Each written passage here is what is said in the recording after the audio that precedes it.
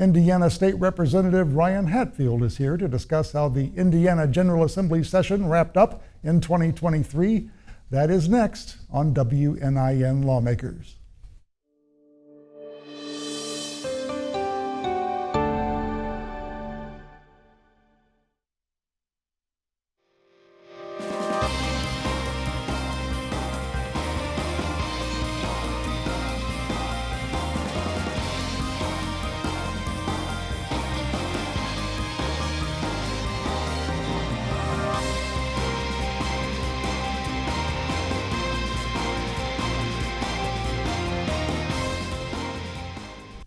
Welcome to WNIN Lawmakers. I'm John Gibson, news manager and local host of WNIN FM's Morning Edition. We're joined this week by Indiana State Representative Ryan Hatfield, whose district includes a large portion of Evansville, to talk about all the bills that were passed or not passed in this year's Indiana General Assembly session. Representative Hatfield, thanks for joining us again. Glad to be here. Well, wonderful to have you. It's in the rearview mirror now. The budget was passed in the wee hours of last Friday morning. I guess initially your thoughts on the budget and the overall effect it's going to have on the state. Sure. You know, I think the budget was a mixed bag. There's always good projects and a lot of money in the budget, and hopefully when there's a lot of money in the budget, there are some really good things that happen. Mm-hmm. I was disappointed in the massive expansion in vouchers, which will give the top 5% of families income-wise vouchers to pay for private schools. It's taxpayer dollars going to families who make up to $250,000 a year going to private education. And when we do that, when we expand vouchers in that way and to that extent, it takes away from the strong public education that we have here in the state of Indiana and right. takes away from the 85% of kids who go to that public education in their public schools. Outside of that, I thought we fell short on mental health funding and the overall health funding. So I was really disappointed. I thought we had a great opportunity. I said this on the last day on the floor. Mm-hmm. We had an opportunity in Indiana to do really neat things around public health, mental health, really great things around education, some really cool stuff happening in the behavioral health and mental health space. And we just squandered it in an effort to expand vouchers to wealthy families, to send their kids to private schools, to do tax cuts for the wealthy, and for businesses who ship jobs out of state. And so I thought that the budget was a mixed bag, some cool projects in there, certainly. There's one particular project in the budget that I'm very proud of, in that USI is going to receive about $82 million for projects out there. Mm-hmm. All that's good stuff. Overall, it was a mixed bag. I was disappointed. Right. And just before the budget session ended, state revenues came in higher than expected. So as you were saying, there was even more money available than maybe folks thought there would be, but you still feel like that wasn't used for the proper purposes? You know, with about 10 days left before the end of the session, legislators found out, based on the forecast, that we were going to have $1.5 billion more than we had anticipated. And rather than invest in our public schools, our public health, where our outcomes trail behind states around us, we doubled down on vouchers and we doubled down on tax cuts to corporations. It's a continuation of enriching government and corporations while not helping families throughout the state. I was disappointed that we didn't do more with that extra $1.5 billion we learned about in the last 9-10 days of session. Right. You talked a little bit about education funding. Where would you like to have seen maybe some of that $1.5 billion go? You know, over 85%, almost 90% of the children in the state of Indiana attend a public school. However, they don't receive the adequate funding into those public schools, and it's been a decade-long effort by the Republican majority to shift those funds from our public schools and 90% of our children to private schools through the forms of vouchers. And when vouchers started, they started as this idea that, well, maybe they'll assist families that can't afford private school. And that's an idea a lot of people can get behind. Well, now we have expanded vouchers to families making up to $250,000 a year, to some of the wealthiest families in the state, taking those taxpayer dollars and sending them into private schools that don't have the same rules, don't have the same regulations that public schools do. I would have preferred to see teacher pay increases and major investments in public schools. Senator Messmer was with us last week, and I asked him about education funding and if more should have been sent to the public schools. He pointed to the $1.5 billion that went to public education, saying that that really should be a pretty nice sum, and that he had heard from superintendents in his district who all thought it was that was enough. Sure. Obviously, you disagree. Yeah, well, the Republicans did a gimmick, and I didn't know that he had said that, but I'll go ahead and call it out now. The gimmick was they released a budget 3 days before the end of session that had schools basically flatlined. And then they went back in, reformulated the numbers, and they came out a little bit better. Right. And so the schools were thrilled because they had all been flatlined. In fact, the EVSC was at 2%, and some of the school districts around us were even in the negative. They were losing money in real dollars going forward. And so then they reformulate the calculations on school funding, and they all about doubled. They got a little bit more. Mm-hmm. And so then all of a sudden the superintendents are saying, oh, that's great, thank you. Well, they had just been told they weren't going to receive and maybe even lose funding just a day prior. So it was a political gimmick. It worked. Congratulations. It doesn't do anything to the fact that our public school kids continue to get 2, 3, 4% increases, while voucher schools get sometimes up to 250% increases in what they see in their funding. So, and again on education funding, well, let's move on to health funding, because you mentioned that as well. What more should have been done for mental and public health? What can folks expect with the budget that did pass? I wish that the legislators, the Republican legislators, would just agree with the governor. Mm-hmm. The governor called for $300 million in mental health funding for a problem, mind you, that costs the state of Indiana $4.2 billion in economic impact.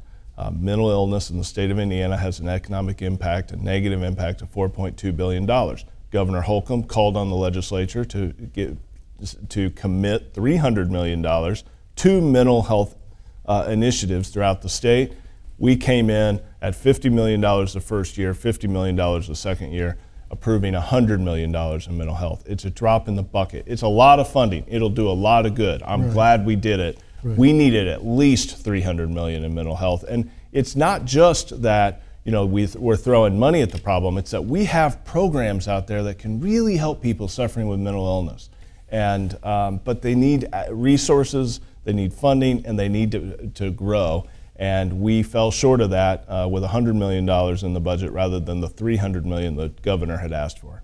You mentioned a $4.2 billion impact. That's mental and public health impact. How is that gauged? I mean, what exactly is that based on? That is the impact that mental illness has on the state of Indiana. And so, as you know, mental illness causes people to lose work. It causes people to sometimes commit crimes. It causes people to not just lose their job, but if they don't lose their job, to miss days off. They then can't pay, they don't pay income taxes, and that has a revenue impact. They don't have the money to go spend at the grocery store, which has an economic impact for those grocery stores. Yes. And so across the state, the whole economic impact, economists tell us, is $4.2 billion for mental illness. We should have stepped up in a greater way. Stepping back to education for just a moment, teacher pay. I know that's something that you've been quite the advocate for in recent years. Enough this year? Did teacher pay improve significantly? The funding won't be enough for significant teacher pay increases. So the overall education funding for public schools is where we see teacher increases. We did a really good job 2 years ago. I voted for the budget as a Democrat minority member. I said, yeah, if you're going to invest in public education like this, I'm in. I'm voting yes. This year, they simply didn't provide the funding, but they didn't provide the funding because they wanted to put so much money into the voucher system for families making up to $250,000 a year. So no, I don't think that it was adequate, and I was disappointed in it. So teachers won't see, any idea on the average raise a public school teacher might see in the coming years? You know, any teacher pay increase that is significant beyond the cost of living increase that is likely to become due is probably due to the budget 2 years ago, not due to the budget we just passed. And just to be clear, you voted no on the budget this year, did. Correct? Yes. All right, let's move on. I know one thing that happened late in the session, maybe even in the dark of night, as they say, is pay raises for statewide offices. What are your thoughts on that?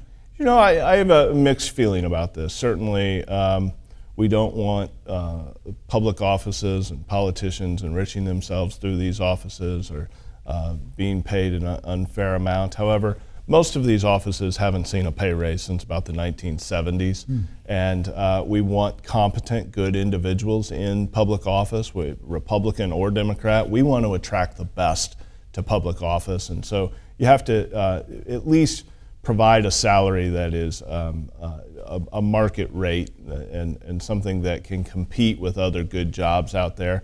And so I didn't follow each individual line item because they were all included in the budget, but generally I'm supportive of periodic, reasonable raises to make sure we attract the best people. All right, let's move on to another topic here. As I understand it, for about 3 decades, the Indiana budget has included extra funding for public teacher and law enforcement retirees. This year, they did not. What are your thoughts on that? So we covered it, but I'm going to underscore it. 10 days or so before we have to pass a budget, we get $1.5 trillion. Right. We could have taken a third of that and put it into public education and made sure that teachers got raises and students got the best education in the Midwest. But we still would have had the opportunity to ensure the 13th check or a COLA or any kind of an increase for our retirees. These retirees have spent their livelihoods, police officers, teachers, firefighters, in ensuring that the public good was met. And they come to rely on this 13th check, and we have traditionally given it. Why the majority party decided this year they were going to make Christmas harder on our retirees, I don't understand. All right, well, one of the bipartisan efforts was to rescind taxes for active duty military members. Apparently a popular measure. Why did you, I assume you voted for that one? I did. Look, we want to attract the best and the brightest, and certainly our military members come in to the state with a level of training and expertise and a quality individual that we want in the state of Indiana. And if we can make their active duty pay a little more beneficial for them, to make this their home and to send their kids to school here and to become members of the PTA and reduce the tax that they pay on that active military duty pay, I think that's an incentive to move to the state of Indiana. Good quality people to move here. It raises the bar across the state. I think it's a good thing. I supported it. Yeah. We talked earlier about the revenues that came in higher than expected, and that was some extra money, you might say. But Indiana has had a huge surplus for quite a few years now, which is generally seen as a good thing. But is it sustainable? And where does it sit right now? And I'm guessing you'd like to see more of it spent on other things? You know, we have 3 times the surplus that Governor Pence thought was appropriate. And we have 6 times the surplus that Governor Daniels thought was appropriate. I've been very critical of this in the past. We should have a surplus. It serves as a great rainy day fund. It helps our bonding. It's a good thing. But when you have a surplus of somewhere between $2 and $6 billion, government in the state of Indiana is rich. while our people suffer behind all the states around us. Their wages are less, their health outcomes are worse, and their education, our students aren't passing the bar that the states are around us. We have major investments we need to make in this state to make it the greatest state in the nation, and the majority party refuses and prefers to sit on it and hoard it to enrich government. And I just don't think that Hoosiers would approve. I don't think that my constituents want government to be rich while they're struggling to pay their bills, struggling to pay for groceries, struggling every time the utility bill comes in, trying to figure out how to pay their water bill, and government sitting on 6 times the surplus that Governor Daniels thought was appropriate for the state. We need to do more investment in the state of Indiana to help our people, and I'm disappointed in the hoarding mentality in Indianapolis. Let's talk a little bit about mass shootings. Obviously, it happens frequently across this country. What do you think state legislatures can do? Is there anything this state legislature can do to prevent mass shootings? You know, I would first start with, I don't think that the current environment in Indianapolis, the current elected officials in Indianapolis will do anything. So that's first and foremost. Do I think that it will happen? I don't. I don't think that we'll pass any major gun legislation. When we had an opportunity, you know, every time we have one of these mass shootings, there's a certain population that says, well, it's all mental health. Okay, great, then let's pour investments into mental health. Governor Holcomb calls for $300 million in mental health funding. We come in with $100 million. And so I've been pretty disappointed by the reaction to these mass tragedies, of which we've had in the state of Indiana, several of them in the state of Indiana, one recently right across the river in Louisville. We need to do a better job on this issue, but no matter what the solution is, all options ought to be on the table, and certainly one place to start that I think everyone agrees on is mental health funding, and we continue to fall short in that space as well. The governor did sign a law that funds gun safety training for districts that allow teachers to carry firearms. Do you think that's a reasonable part of the solution? So I was one of just a few Democrats to vote for this legislation, and I'm happy to have the opportunity to explain why. I do not believe guns should be in classrooms. I voted against allowing school districts to have guns in classrooms. But now that the law says that they can, and 3 school districts in the state of Indiana do allow teachers to carry firearms into the classrooms, I think it's a good investment on the state's part to ensure, for not very much money, mind you, to ensure that those teachers are trained.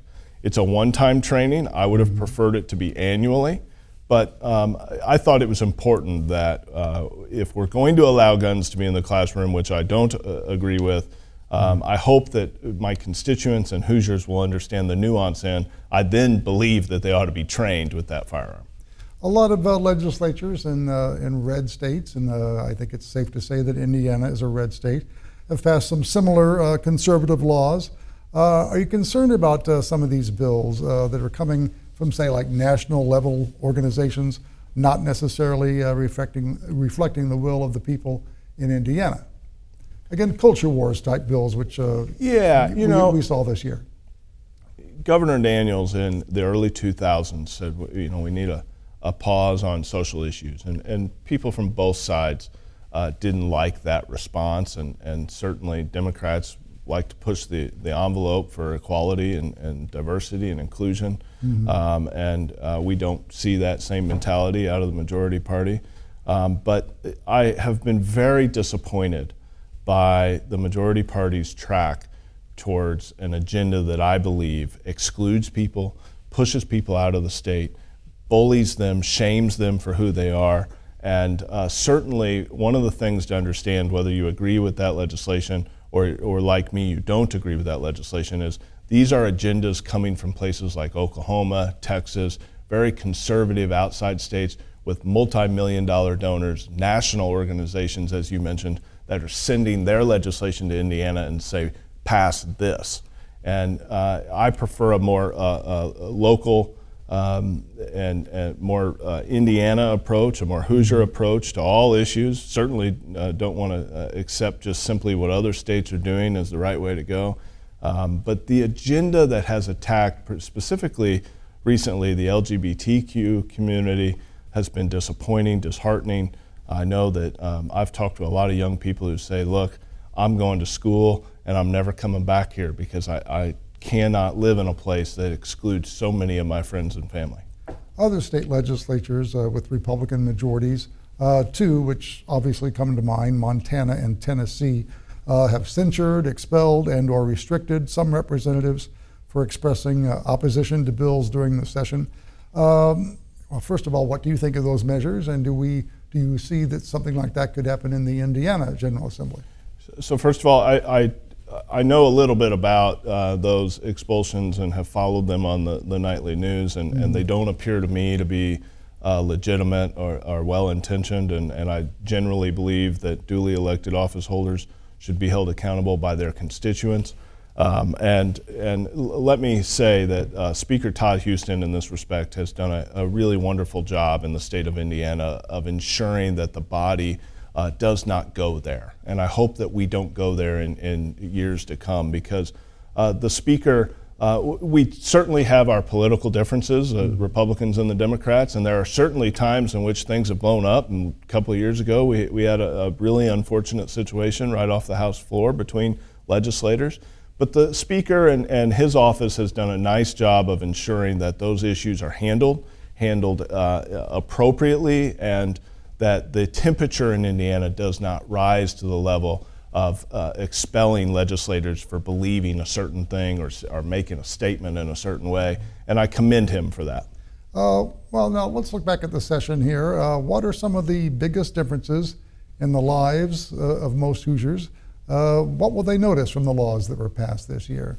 Some actual, life-affecting laws. Sure. Well, one of the things that I'm most proud of that it was included in the budget that I didn't get to vote for because of all the things I disagreed with was there was a line item to pay to reduce textbook fees. As you know, I have filed, and we've talked about on this show, a bill to eliminate textbook fees for Hoosier families in public schools across the state.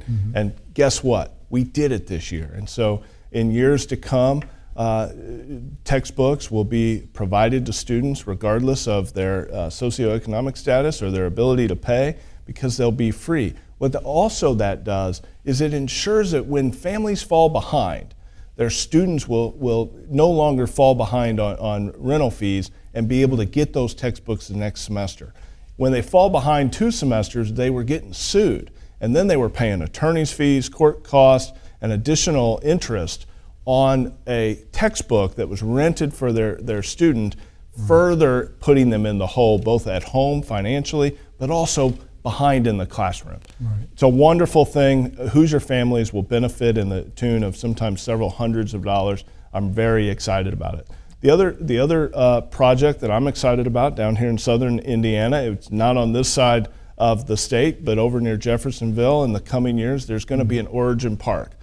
Please go to originpark.org, I think it is, and check this out. It's going to be on the Indiana side of the river. We have allocated $37 million for it. It's going to be a nature preserve water park outdoor on the Ohio River over near Jeffersonville. It's going to be one of the neatest things that I've seen in southern Indiana come out of a budget in a long time. I'm very excited about it. Well, the budget session is behind you now. Any unfinished business that you hope will be addressed in next year's General Assembly session? Yeah, there's always lots of unfinished business, but where one of the main issues this year was healthcare, and we had this great opportunity. I said on the last day on the floor, we had this great opportunity to really overhaul the healthcare system, reduce cost, and really go after the bad actors. I'm talking about pharmaceutical drugs that cost pennies or dollars to make that then go for tens of thousands of dollars or even just hundreds of dollars, and the insurance companies who gouge Hoosiers and then come to the legislature and hold us hostage and threaten to move out of the state or not do business here if we do any legislation that controls costs. We had a great opportunity around healthcare costs. We didn't get that done this year. We passed some legislation that basically will be very costly for hospitals and kind of review their costs.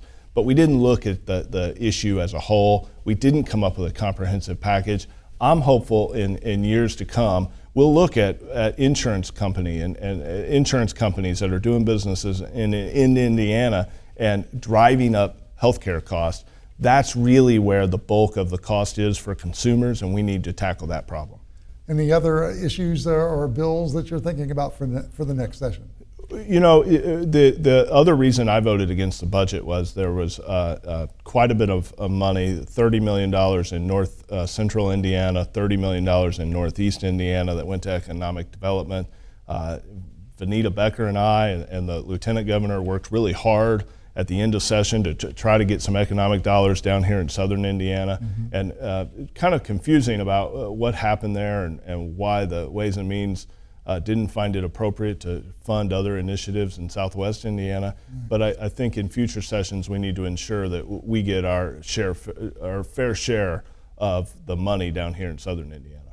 State Representative Hatfield, we appreciate you joining us this week. Thank you so much for coming in after the session ended. We appreciate that. And that concludes this season of WNIN Lawmakers. We'll see you next year. You can hear me on the radio. I'm John Gibson, WNIN FM. Thanks for watching Lawmakers.